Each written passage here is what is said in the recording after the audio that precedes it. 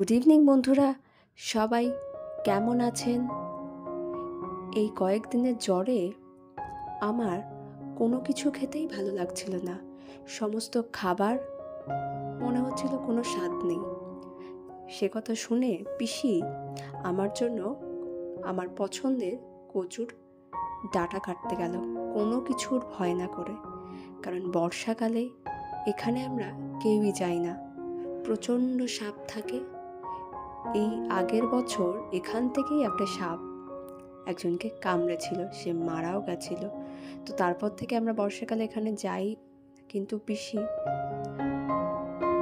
কোনো কিছুর ভয় না করে আমাকে এত ভালোবাসে, চলে গেল। এই দেখুন কত কষ্ট করে কতগুলো ডাঁটা কেটেছে। আমার আম্মু এই ডাঁটাটাকে নারকোল ছোলা দিয়ে খুব সুন্দর করে রান্না করে, যেটা আমার খুব ভালো লাগে।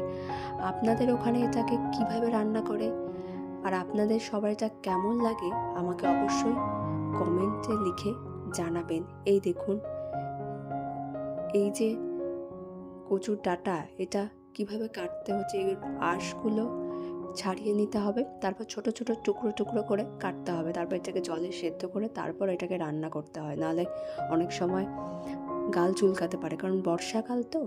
আর এগুলো কাটার আগে হাতে আপনারা অবশ্যই একটু তেল লাগিয়ে নেবেন, নাহলে দাগ হয়ে যেতে পারে। এই দেখুন বন্ধুরা, ভিডিও ভালো লেগে থাকলে চ্যানেলটিকে সাবস্ক্রাইব করে নেবেন, লাইক কমেন্ট শেয়ার